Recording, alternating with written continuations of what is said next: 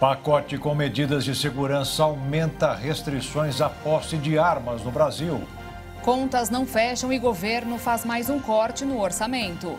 2,5 milhões de crianças de até 3 anos de idade não encontram vaga nas creches de todo o país. Polícia Federal faz operação contra a quadrilha suspeita de movimentar 2 bilhões de reais em criptomoedas. Rússia concentra ataques contra alvos ucranianos no Mar Negro. Nova York, nos Estados Unidos, decide fechar as portas para os imigrantes. Tony Bennett, uma lenda do jazz e da música romântica, morre aos 96 anos de idade. E antes da estreia do Brasil no Mundial de Futebol Feminino, é possível ensaiar a torcida na exposição Rainhas de Copas. Agora no Jornal das 22.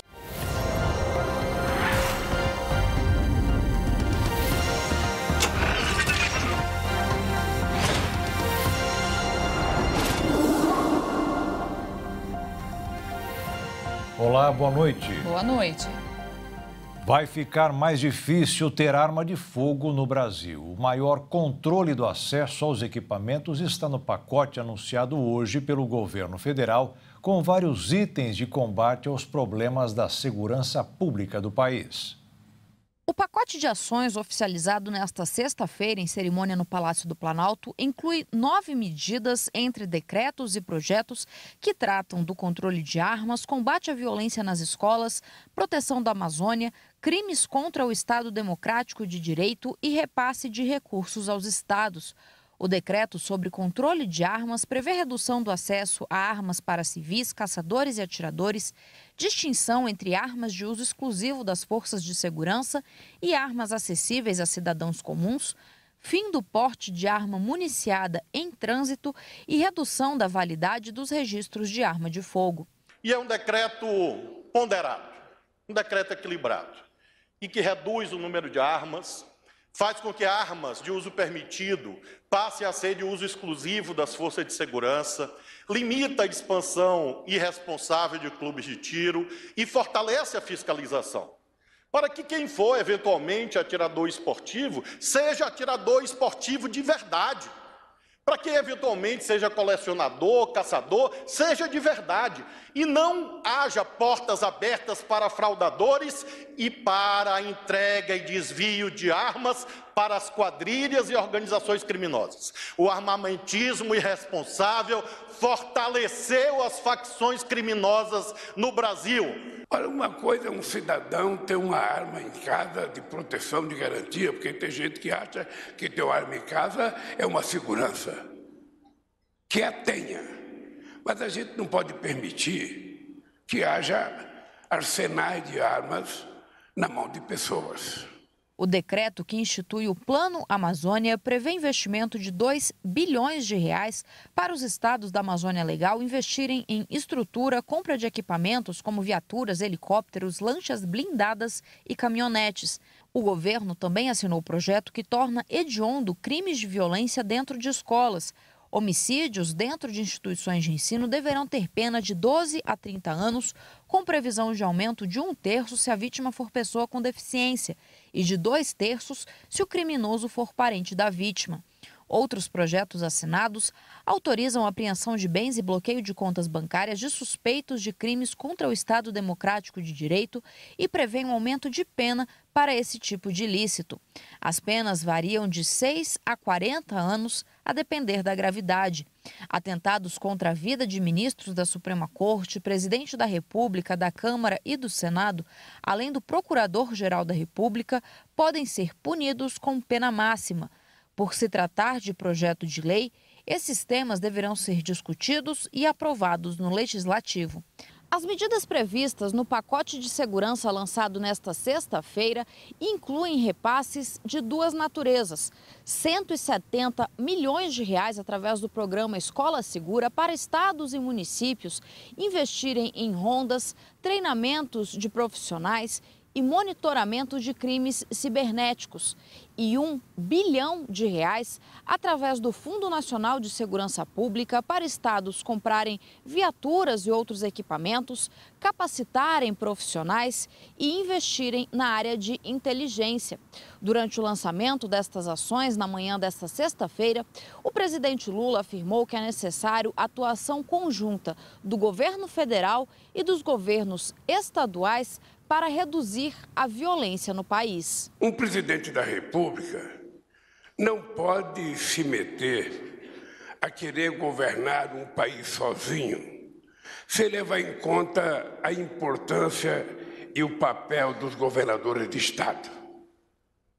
Da mesma forma que um presidente da República não pode se meter a governar um país sem levar em conta a existência das prefeituras. Eu sempre digo que a prefeitura, por menor que ela seja, é lá que o cidadão e a cidadã mora. É lá que está a escola, é lá que está a farmácia, é lá que está o posto médico, é lá que estão os grandes problemas das pessoas. Foi publicado hoje o decreto do governo que acaba com o programa das escolas cívico-militares que começou a funcionar em 2019. A medida já havia sido anunciada no início do mês e provocou reações contrárias em vários estados. O Ministério da Educação deverá apresentar em 30 dias as regras de transição do programa. Neste período, terá que ouvir todos os representantes dos estados e municípios. Pelo menos 2,5 milhões de crianças entre 2 e 3 anos de idade estão fora da creche no Brasil, de acordo com dados do Instituto Getúlio Vargas. Esse problema poderá ser menor se as mais de 1.200 obras de creches e pré-escolas paradas fossem retomadas. Pelo menos 30% das crianças de até 3 anos de idade possuem matrículas ativas em creches, embora seja baixo. Esse é o melhor número da série histórica que começou em 2010. Naquele ano, apenas 13% das crianças dessa faixa etária estavam matriculadas. O Plano Nacional diz que os municípios e os estados deveriam ter pelo menos 50% das crianças de até 3 anos de idade na escola. Porém, nos dias de hoje, diversas cidades estão longe dessa meta, principalmente nos estados das regiões Norte e Nordeste. Esse problema poderia ser muito menor caso as mais de 1.200 obras paradas de creches e pré-escolas fossem retomadas. Em Teresina, por exemplo, a construção do Centro Municipal de Ensino Infantil começou há 8 anos, mas nunca acabou. Embora o governo federal tenha lançado um programa para retomar obras paradas em todo o país, os especialistas ressaltam que a construção das creches é apenas o primeiro passo para resolver o problema, que também envolve contratar funcionários de qualidade e manter a estrutura. A Polícia Federal, em parceria com o Ministério Público Federal, cumpriu mandados de busca e apreensão contra uma quadrilha suspeita de movimentar 2 bilhões de reais em criptoativos em São Paulo e Aracaju.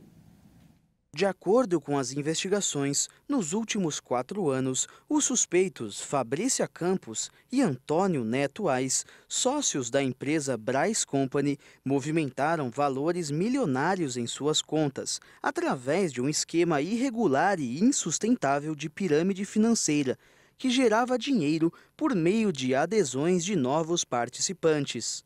Até o momento foram bloqueados mais de 136 milhões de reais em bens que estavam em nome de Fabrícia Campos e Antônio Ais. Os dois seguem foragidos e são alvos de alertas vermelho da Interpol. Recentemente, a dupla foi intimada a prestar depoimento na CPI das pirâmides financeiras, instaurada na Câmara dos Deputados, para investigar os esquemas que usam criptomoedas para enganar investidores. Para impressionar os seus clientes, o dono da Braz Company tentava passar a impressão de que era amigo de jogadores famosos de futebol e oferecia até eventos em seu avião particular. Criada em 2012 em Campina Grande, na Paraíba, a empresa era responsável por gerir bitcoins dos clientes que ficavam em sua posse.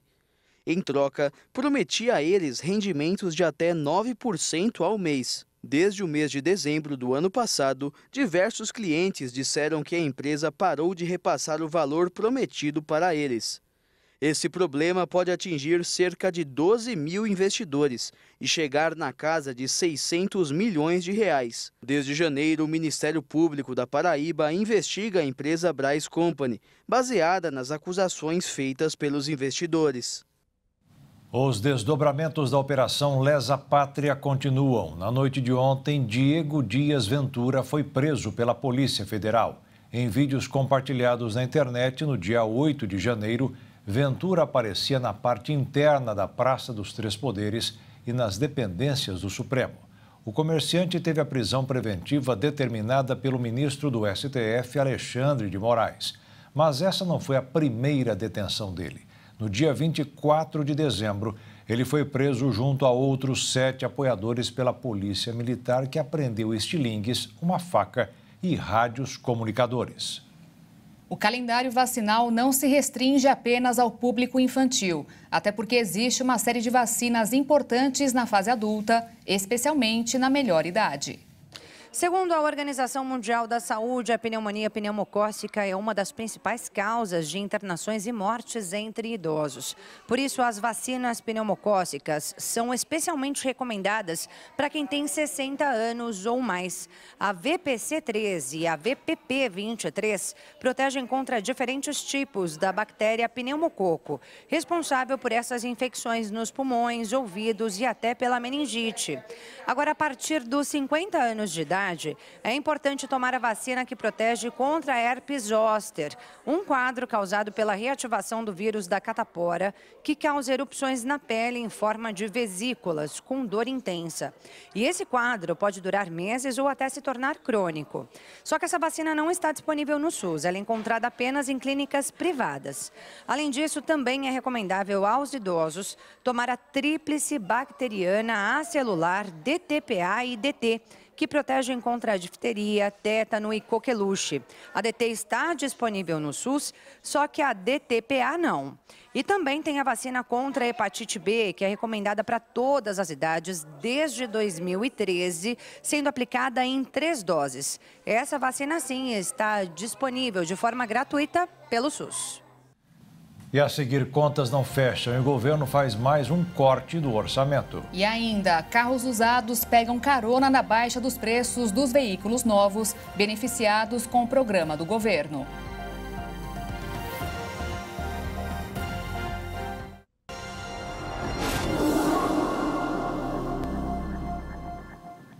O governo federal publicou nesta sexta-feira a portaria que cria o programa de enfrentamento à fila da Previdência Social para reduzir o tempo de espera por benefícios do INSS. Os servidores que quiserem participar do programa poderão receber até R$10 mil de bônus por mês.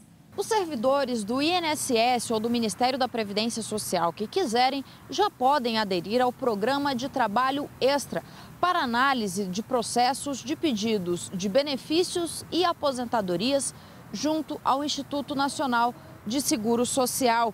O trabalho deve ser executado fora do horário de expediente e não deve comprometer o atendimento dos serviços agendados regularmente. Com essa medida, o governo federal pretende reduzir o tempo de espera para, no máximo, 45 dias até o final deste ano. Hoje, 1.700.000 pessoas aguardam na fila por uma resposta de um pedido de aposentadoria ou outro benefício junto ao INSS. O programa de incentivo elaborado pelo Ministério da Previdência Social vai pagar um bônus aos servidores que atingirem metas mensais e é destinado especialmente a médicos, peritos e supervisores. Segundo o governo federal, o servidor que atingir a meta extraordinária pode receber um bônus de até R$10 mil. A dívida pública do Brasil aumentou 2,9% no mês passado e atingiu quase 6,2 trilhões de reais. É quanto o governo deve tanto no mercado interno quanto externo. Dinheiro que o Tesouro Nacional repassa ao governo para pagar as contas. Isso porque a arrecadação não dá para respeitar todos os compromissos. O resultado é sempre o mesmo. O governo fez hoje mais um corte de R$1,5 bilhão no orçamento, incluindo os gastos com a máquina pública e os investimentos. Ainda não foi divulgado quais pastas perderão mais dinheiro. Em maio, quando foi feita uma redução de R$1,7 bilhão, apenas a saúde e a educação foram preservadas. Mesmo assim, a estimativa é de que o país vai chegar no fim do ano com um rombo de R$145 bilhões nas contas. Encerrando mais uma semana no mercado financeiro em dia sem grandes repercussões no Brasil e no mundo, os investidores ficaram na expectativa pelas decisões de juros do Banco Central norte-americano e também do BC europeu, marcadas para a próxima semana. O dólar caiu 0,45%, fechando em R$ 4,78. Já a Bolsa de Valores fechou em alta de 1,81% aos 120.216 pontos. Os descontos para carros 0 km também deixaram os seminovos mais baratos. O programa do governo federal, que ofereceu descontos para veículos novos de até R$120 mil, aliviou também o bolso dos motoristas, que saíram em busca de modelos de carros seminovos, com até 3 anos de uso. Em junho, enquanto os carros novos ficaram 2,76% mais baratos com os incentivos do governo, no mercado de usados também houve uma redução nos preços dos seminovos, mas em menor intensidade quando comparados com os veículos 0 km. O preço dos veículos usados caiu 0,93%. A baixa do 0 km também resultou no maior impacto individual para a deflação apurada de junho, de acordo com o Índice de Preços ao Consumidor Amplo do IBGE. O movimento atingiu especificamente os seminovos do mesmo segmento do programa e intensificou a tendência de queda dos preços, apurada desde fevereiro pelo IPCA. Especialistas acreditam que o mercado de seminovos e usados ainda pode sentir a redução de preços, a depender das características dos veículos e das peculiaridades regionais. E o segmento pode ficar ainda mais aquecido nos próximos meses, com consumidores avaliando comprar veículos mais novos. A inadimplência no Brasil caiu pela primeira vez em 8 anos. Segundo o balanço divulgado hoje pela Serasa, 450 mil brasileiros saíram da lista de quem não paga as contas. Mesmo assim, o país ainda tem 71.400.000 negativados. E neste levantamento ainda não estavam incluídos os números de Desenrola Brasil. Até hoje, 1.200.000 brasileiros que faziam parte do cadastro dos maus pagadores tiveram o nome limpo. Vão ter que pagar, mas ficaram com o nome limpo. Um estudo realizado pela Universidade de Oxford, no Reino Unido, é o primeiro a identificar a diferença entre dietas com alto e baixo teor de carne nas emissões de gases de efeito estufa. E mostrou ainda que, se os consumidores do país deixassem de consumir a proteína, seria como tirar mais de 8 milhões de veículos de circulação. Esta é apenas uma das descobertas dessa nova pesquisa que, segundo os cientistas, apresenta o cálculo mais confiável de como o que comemos afeta nosso planeta. A indústria da carne afirmou, por sua vez, que a análise superestimou o impacto do consumo de carne. Peter Schuber, que faz parte do projeto, disse que entrevistou 55 mil pessoas. Elas foram divididas em pessoas que comem mais de 100 gramas da proteína animal por dia, o que vale a um hambúrguer grande. Pessoas que comem cerca de 50 gramas ou menos diariamente, aproximadamente 2 salsichas pequenas. Pescetarianos, pessoas vegetarianas e veganas. Embora seja bem conhecido que a produção de carne tenha uma pegada ambiental maior do que a dos alimentos de origem vegetal, isso nunca havia sido calculado com tantos detalhes, de acordo com Serge Jeb, chefe da agência que regula produtos alimentícios no Reino Unido e renomada cientista de nutrição da Universidade de Oxford. Ela não participou da pesquisa. A pesquisa publicada na revista científica Nature Food mostrou que a dieta de alguém que come muita carne produz uma média de 10,24 quilos por dia de gases de efeito estufa, que aquecem o planeta. Já uma pessoa que come pouca carne produz quase metade disso, 5,37 quilos por dia. E no caso das dietas veganas, o valor é novamente reduzido pela metade, chegando a 2,47 quilos por dia. E a menos de um mês para a comemoração do Dia dos Pais, uma pesquisa apontou o aumento do percentual de consumidores que pretendem comprar presentes. A FEComércio, em parceria com o Sebrae Mato Grosso do Sul, realizou uma pesquisa de intenções de compra para o Dia dos Pais, que é comemorado no segundo domingo de agosto. A pesquisa apontou que teve um aumento no percentual de consumidores que pretendem comprar presentes quanto os que vão comemorar a data. Nós temos uma perspectiva de 41% maior que o ano anterior. Então, são 360,66 milhões de reais a serem movimentados na economia. E esse valor ele está dividido, né, entre presentes e comemorações. Tem mais pessoas desejando comemorar do que presentear. Então, a gente percebe um aumento bem significativo, aí, em torno de 60% das pessoas querem comemorar o Dia dos Pais. O consumidor está mais exigente, buscando a qualidade dos produtos. A maioria dos consumidores dizem que um fator determinante para escolher os produtos é a questão da qualidade do produto. E também a escolha dos pais. Eles vão prezar pela dica que o pai estiver dando para esse presente. Então é importante que o empresário também fique atento a esse perfil de consumidor. A compra de forma presencial ainda é a preferência do consumidor, mas as vendas online estão cada vez mais ganhando espaço. Nós temos 81% dizendo que preferem comprar presencialmente e 19% dizendo que vão comprar online. Outra dica, né, para o empresário, para que ele fique atento aí nesse formato, né, de atendimento do cliente, que ele também tenha essa possibilidade de oferecer esses produtos de forma online, que é uma fatia de mercado que vem aumentando gradativamente. A preferência do consumidor sul-mato-grossense é pelo pagamento à vista com desconto.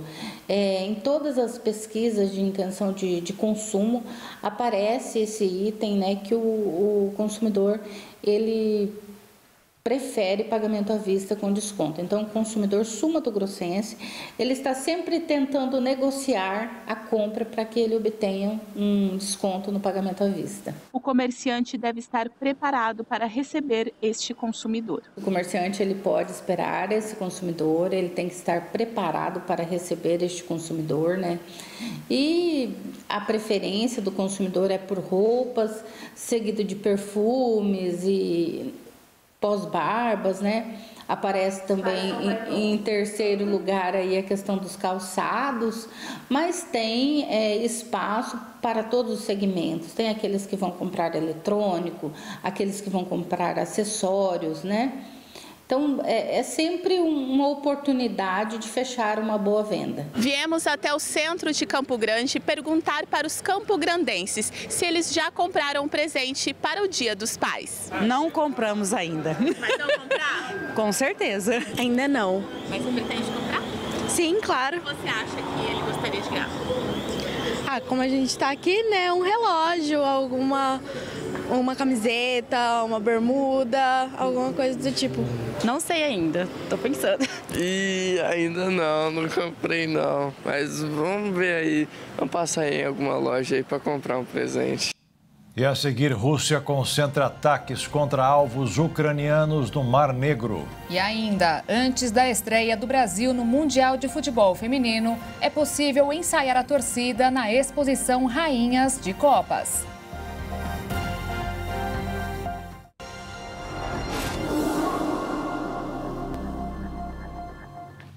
A Rússia atacou mais uma vez os terminais de grãos ucranianos e também executou exercícios de apreensão de navios no Mar Negro. A semana de guerra no leste europeu se acabou da mesma forma como ela começou. No quarto dia consecutivo, a Rússia manteve sua atual proposta e atacou novamente os terminais de grãos ucranianos. Os ataques diretos, que fazem parte da nova estratégia de Putin, têm como foco uma das partes mais fundamentais da cadeia alimentar global. Segundo as informações passadas pelo governo ucraniano, os terminais de grãos de uma empresa agrícola na região de Odessa foram atingidos. De acordo com o informativo, os russos destruíram mais de 100 toneladas de ervilha e 20 toneladas de cevada. Durante os ataques, algumas pessoas ficaram feridas. As fotografias mostram que um incêndio em edifícios de metal e um veículo de combate foram gravemente danificados. O presidente da Ucrânia, Volodymyr Zelensky, afirmou que durante esses 4 dias de ataques mais intensos, a Rússia usou quase 70 mísseis de vários tipos e 90 drones. De acordo com o presidente, a Ucrânia está trabalhando com parceiros o mais amplamente possível para sistemas adicionais de defesa aérea que possam fornecer segurança a Odessa e outras cidades do país. Além dos ataques, uma nova ação russa preocupa os líderes ocidentais, a apreensão de navios no Mar Negro.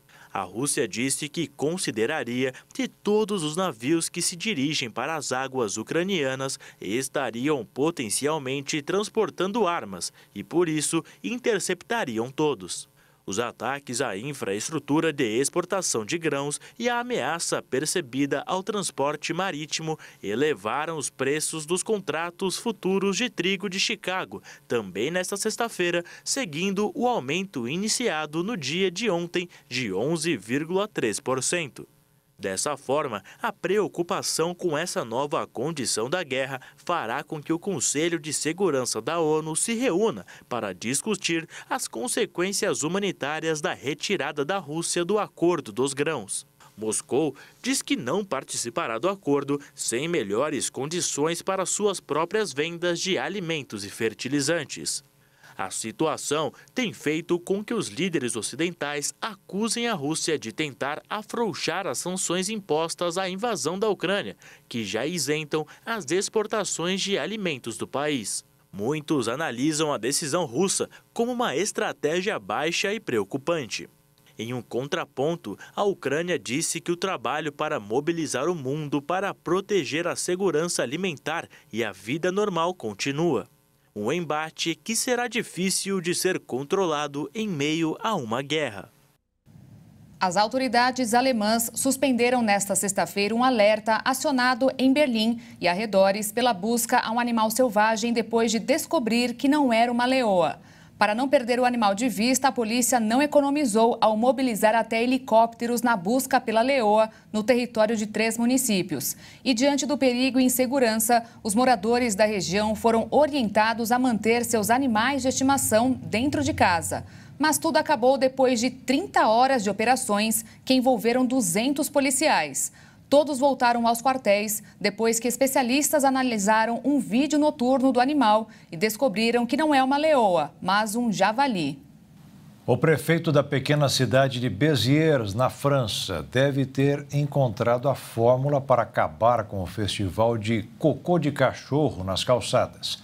Agora, o objeto do crime será recolhido e analisado. Através do DNA do animal que será registrado pela prefeitura, será possível encontrar o autor e, a partir daí, convocar o dono do animal, que será obrigado a pagar a limpeza. Em entrevista ao jornal The Washington Post, o prefeito Robert Menard disse que não aguentava mais ver o cenário. Um jogador de basquete de apenas 14 anos faz sucesso pela baixa estatura. Apenas 2,5 metros. Quando tinha 11 anos de idade, Orlando passou a altura da mãe. A mãe tem 1,72 e na época o Orlando chegou a 1,80.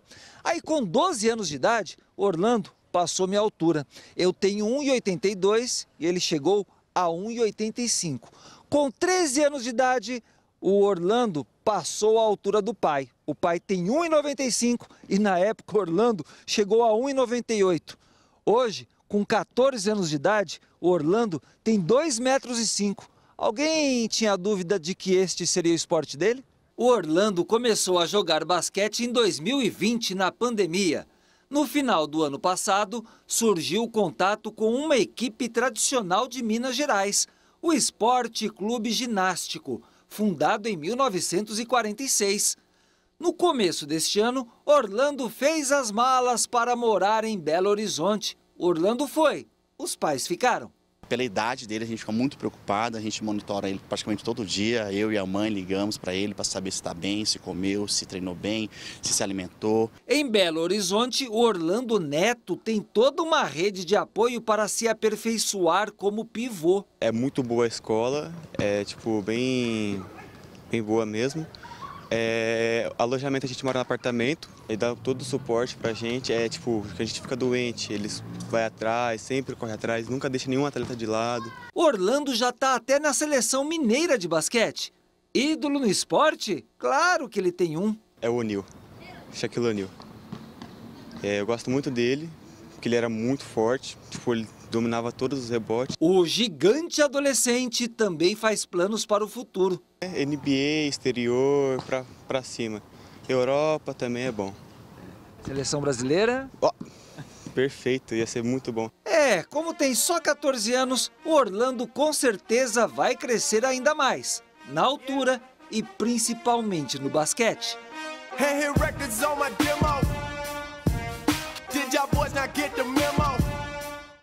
Os bancos e as agências dos Correios terão horário especial de atendimento ao público durante os Jogos do Brasil da Copa do Mundo de Futebol Feminino. Na segunda-feira, dia 24, a seleção brasileira estreia contra o Panamá às 8 horas pelo horário de Brasília.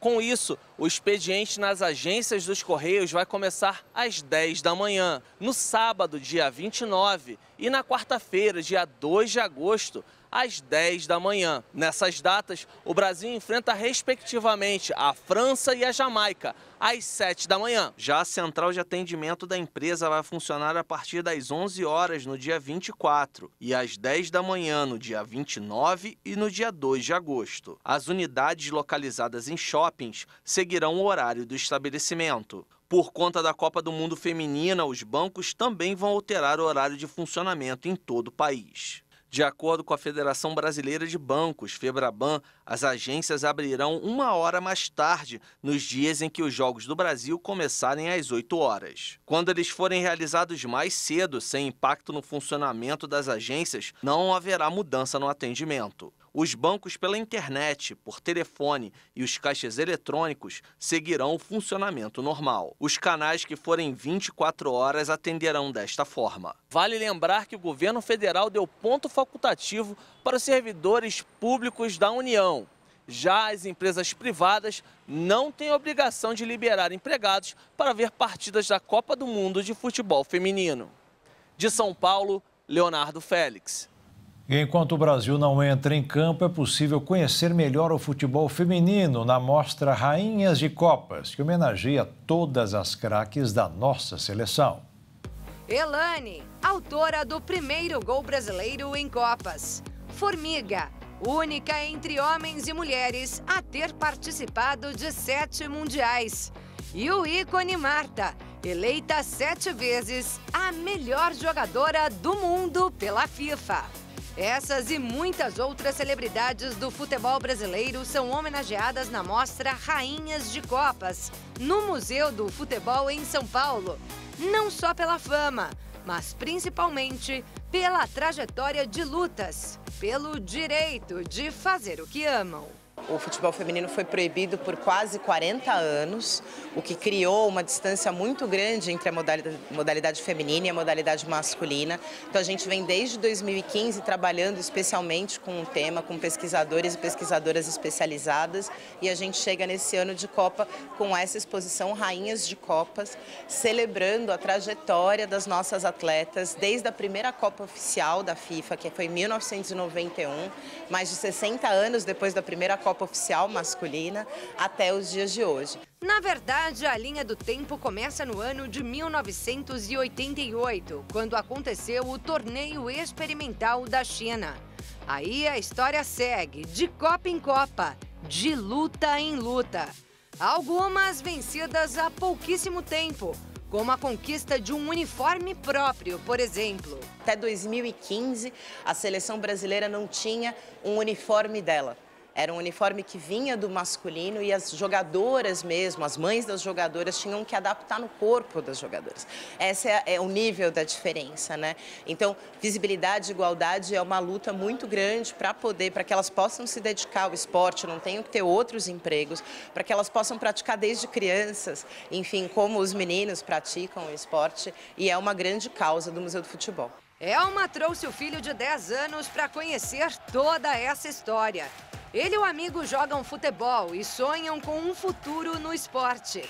É uma nova geração que já cresce com outra mentalidade. É importante, né? Porque a gente vê meninas que treinam com eles, assim, a gente faz personal, a gente vê o esforço das meninas, né, nessa luta, né, de ter essa igualdade, né?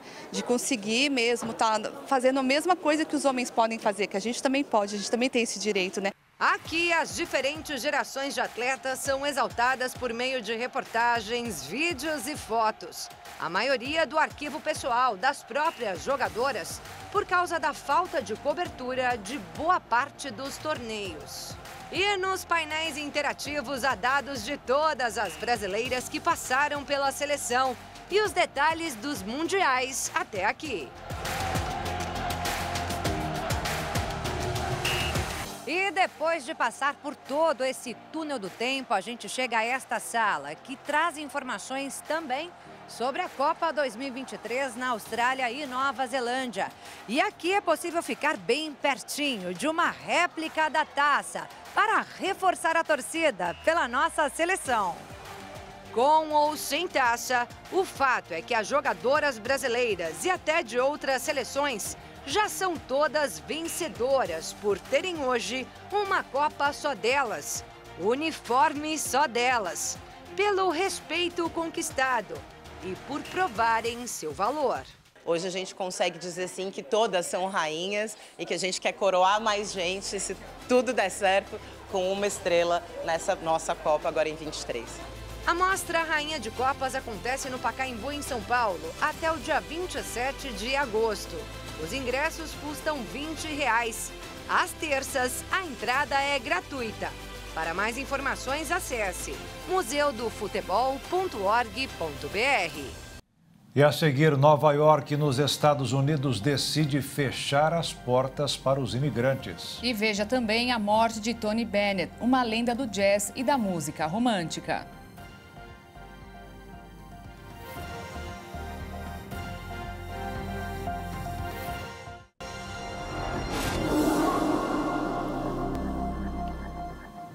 A cidade norte-americana de Nova York não tem mais espaço para receber imigrantes, tanto que o prefeito Eric Adams pediu o favor de quem quiser se estabelecer nos Estados Unidos que considere outra cidade. As autoridades locais planejam distribuir panfletos alertando os imigrantes de que não há garantia de que receberão ajuda se chegarem à cidade. Eric Adams disse que a cidade está enfrentando uma onda de reações negativas após as tentativas de seu governo para desencorajar os imigrantes de ficarem nos 5 distritos que compõem a região. Como forma de impedir a chegada ou até mesmo a permanência na cidade, a prefeitura anunciou um plano para lidar com pessoas vindas de diversas regiões do mundo. Essa política exige que os imigrantes, desde que sejam adultos solteiros, fiquem em abrigos em centros de acolhimento e saiam após 60 dias.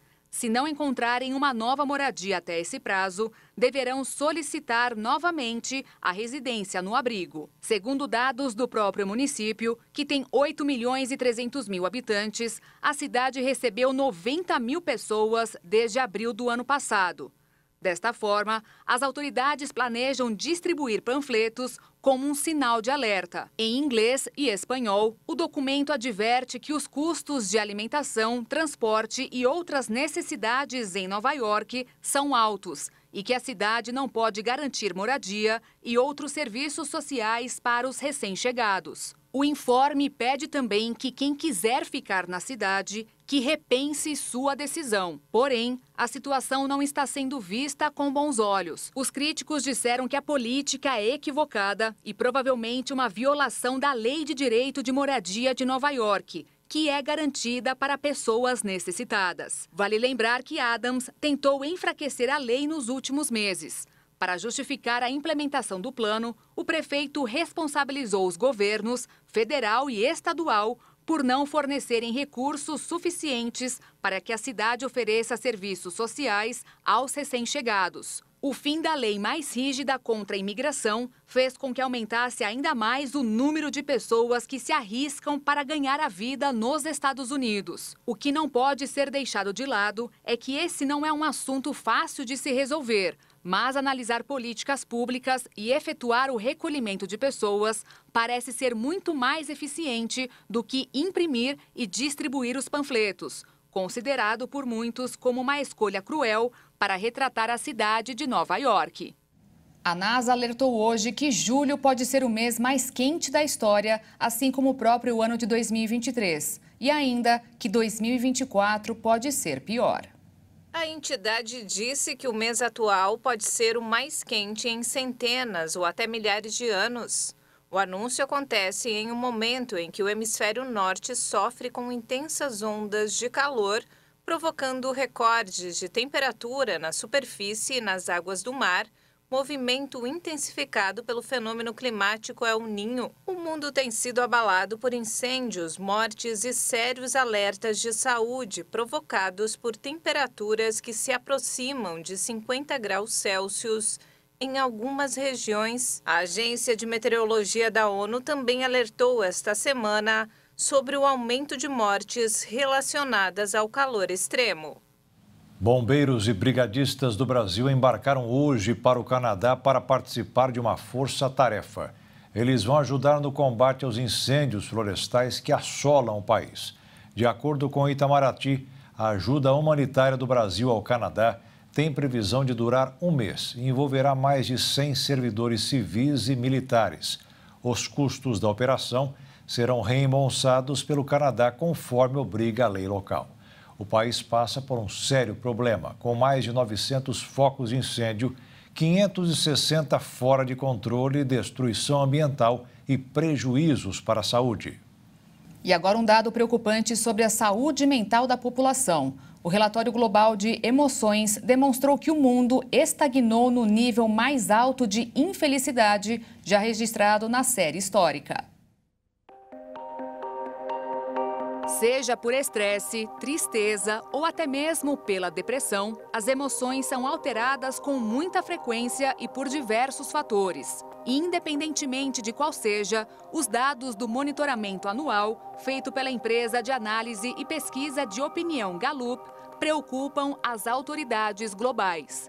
Desde 2006, quando o índice de experiência negativa começou a ser medido e era de 24 pontos numa escala de 0 a 100, o indicador cresceu e chegou a 33 em 2021, patamar mais alto e que se manteve no ano passado. No estudo é questionado sobre sentidos no cotidiano, como as sensações de raiva, tristeza, preocupação, dor física e estresse, que juntos formam o índice de experiência negativa.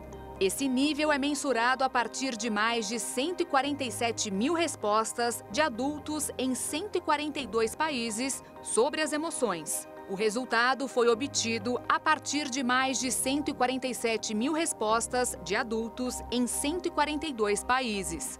Os percentuais de preocupação, estresse e tristeza, que atingiram recorde em 2021, recuaram um pouco em 2022. Porém, o número daqueles que sentiram dor física aumentou 1 ponto e o sentimento de raiva permaneceu igual. Porém, o número daqueles que sentiram dor física aumentou 1 ponto e o sentimento de raiva permaneceu igual. E com isso, a média global do índice ficou em 33 pontos. De forma mais acentuada, destacam-se os indicadores de preocupação, com 57%. Mas existem formas de se livrar dessas condições que as tornem tristes. Uma delas é a realização de exercícios físicos. Praticar esportes, seja de curta ou longa duração, causa bem-estar mental e melhora o psicológico na maioria das pessoas. Bastam 15 a 30 minutos de exercícios em dias alternados para sentir os efeitos positivos.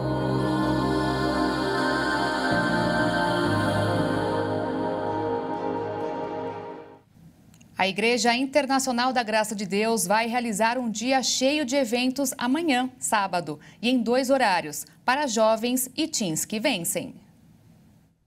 Sábado, dia 22 de julho, pré-adolescentes, adolescentes e jovens têm um encontro marcado. Será uma oportunidade para fortalecer a fé e ter contato com a palavra de Deus. É aqui na sede da Igreja Internacional da Graça de Deus, localizada na região central da capital paulista, que os movimentos jovens vão se reunir para um grande evento, com alegria, louvor e adoração ao Senhor Jesus. Pela manhã será a vez dos teens. Os teens estão conectados com Deus e este evento é um evento diferenciado, apropriado para o nosso teen. Muito louvor, dança, né? Eles se alegram na presença de Deus e é importante dizer que o teen também se envolve com o Espírito Santo.